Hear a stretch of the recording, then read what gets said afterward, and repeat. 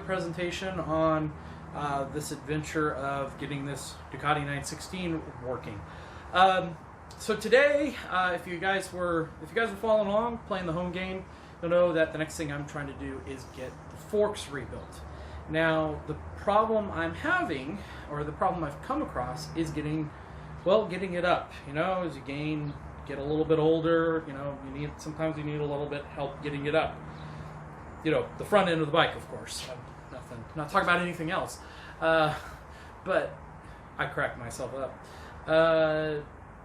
So the last time I did any kind of major front end work on a bike, my method was to use the rafters, actually these very rafters here, and some ratchet straps, and suspend the bike basically from the rafters. It worked well enough, but I don't have a warm and fuzzy about putting that much pressure on one point of the rafters, because these rafters, man, if one bar goes, it could be the whole frickin' roof. And there's already a ton of weight up there. There's a bunch of crap. Honestly, it's probably too much as it is. So I don't want to do that again. And so that leaves me with an option. That doesn't leave me with some great options. My second thought was to prop the bike up using a ladder, and again using the ratchet strap method. But I think this is going to take a couple days to get done. So if I need to leave the bike sitting overnight, kids running by, it's just no bueno, man. Plus, I don't like leaving something sitting on the ratchet straps, which was a second problem with the rafters, right? So I've come up with a solution. Well, before I say that, the normal method of doing this would be to put the bike on a head lift, right? Motorcycle jack, kind of like what it's on right now. It's on a swing on arm stand. So I think you would call it a headstand. You know, it's one of those. It locks on to the head. You get a little thing that goes in there, and you lift the front end of the bike and keeps the bike suspended. Well, that would work great, and I'd just go out and put one on the credit card. Except there's no hole underneath the steering head for this bike, which means I would have to go out and spend like $200 or $300 on a pitbull stand that lifts the bike up by the triple tree, the lower triple tree. Can't do it. So I've come up with another solution. To get the bike actually lifted a little bit, I'm going to use the old ladder and the ratchet strap method. This is probably the most ghetto Ducati rebuild you guys have ever seen at this point. But to keep the bike suspended in the air, I've come up with pipe. So this is 3/4 inch steel pipe, and this stuff, galvanized stuff, is apparently used for holding gas lines. There's also, I bought some wrought iron stuff because it was there, and some of the stuff they didn't have the right size. But the black pipe you'll see, that's usually used for holding hot water. So just steel pipe. It ain't gonna bend. I can see why you would want to use this to, like sometimes they, in video games when you gotta like whack somebody, you can pick one of these up and you can use it to whack people with. I would not want to get schwacked by this, so I think it's gonna be plenty resilient enough to hold the bike up in the air. I kind of went through some different sketches and design phases, and I've gone back and forth. You guys don't need to see trips to Home Depot, I don't think so.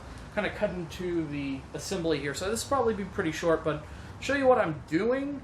And again, maybe in the future, if this video ends with the bike on its side because of my stupidly designed jig, you will know not to do it this way. So time will tell how I will title this video, but actually I think I'm going to be successful because I don't see this stuff being a problem. It looks really sturdy. So I'm going to put together a little jig. I'm going to jack the bike up, maybe do a little bit of work, maybe cut that out, we'll see. But so that's the plan, and let's get to it. Hey, sweetheart. Hey, what'd you get from the store? 6-inch steel pipe for the motorcycle project. Ooh, haven't seen that much in a long time.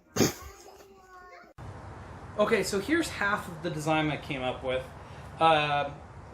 This is just missing a leg that's going to go over here, and then another half pipe that'll go that way. So, like I said, it's 3/4 inch steel pipe. I used that because it seemed a little bit heavier duty than the 1/2-inch pipe that was readily available, and then the 1-inch pipe was a bit more expensive, and they had less the accessory pieces. So I went with this 3/4-inch stuff because it was really abundant. So what we got is these are going to be, we're going to have all of this here will match on the other side, right? So I have it half off so I can assemble it on the bike. One of the key things that I kind of was having trouble with while I was designing this thing was having two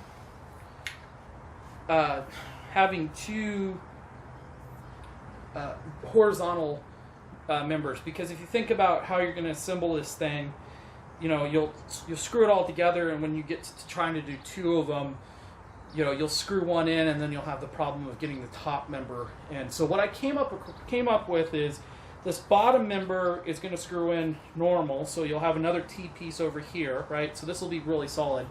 And then on the top, what I actually have is a 1-inch T pipe that fits onto a 3/4-inch pipe. So it's actually a reducing pipe, and then through that top of that is another 3/4-inch pipe.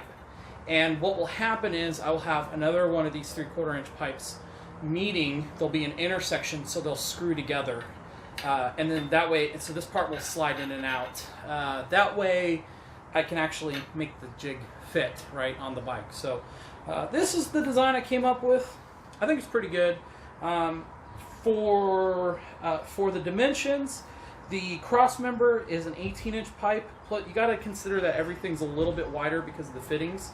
But this is an 18-inch pipe, and then I set it to be about 32 inches high. I think this was, let's see, well, it's written on here.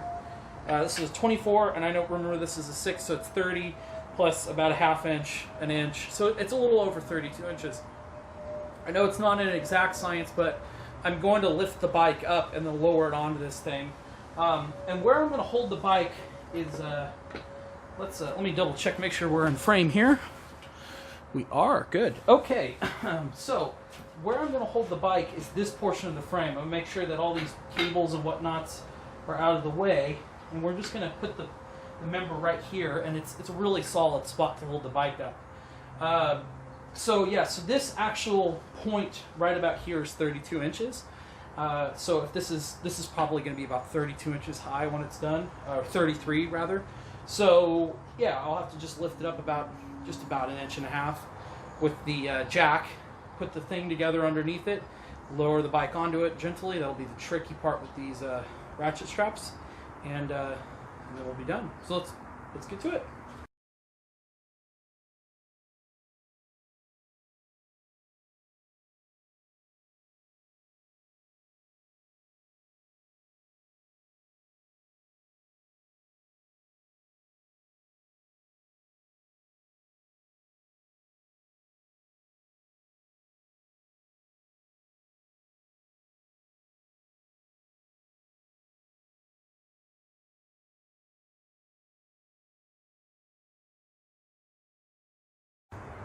Okay, jig's all together, and kind of had a slight problem here. Something that I had thought about but forgot to address, and that's this little, it's got a wobble. So, no big deal. We have a solution, and the solution's front and center. I'm just going to buy another one of these caps. Put them on the bottom. I've already kind of tested it out on one leg and with the caps that I'm using for the top piece. So I just need to go back real quick to the store, buy a couple caps. But you can see it's together, how I'm going to have it work here. So we got the frame goes underneath. You kind of have to assemble it around the bike. So I have one of the legs will come out when it's done. And then once the bike gets jacked up, these two cross pieces, these will slide out like this. And then we'll jack the bike up, whoop, slide the bike underneath the cross pieces, and then slide them in, and then lower the bike on. And my dudes, this is not going anywhere. I mean, it's wobbling, but when you get rid of the wobble, it's it's probably sturdier than the bike. I mean, it's sturdy stuff. I think we lucked out here. All right, so quick run to the store, and then Yeah, I'll be back. Okay, we got it working. Those caps are keeping it pretty stable. There's a little bit of wobble still, but I mean it's not precision engineering with like most of the stuff I do, but it's sturdy enough. And boy, let me tell you, this bike's not going anywhere. I've been really wailing on it, trying to get it to move. So next thing to do is jack it up and see how it holds the bike. Wish me luck.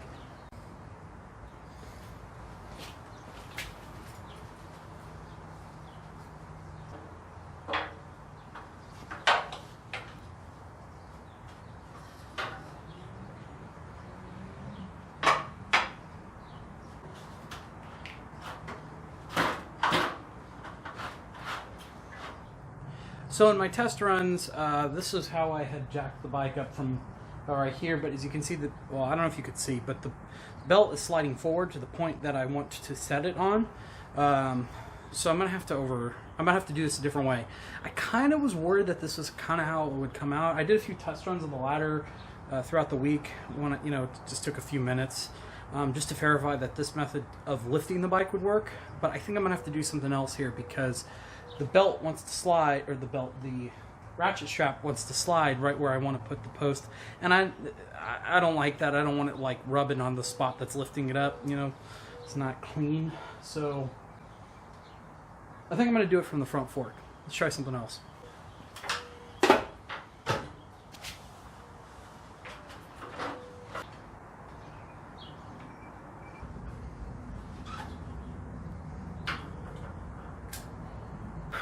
So that's not going to work. The ladder's tilting this way. You can see I had to get it from the top front of the triple tree. I thought I could maybe get it from the lower part.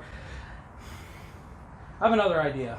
As I'm stepping back, because that's not good. I pause for a moment, taking a look at it. I think I can get it from the frame from here.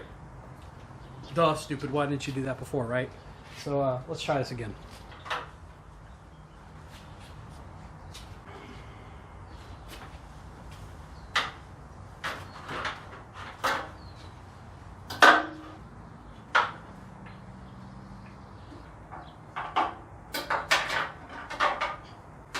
This will work.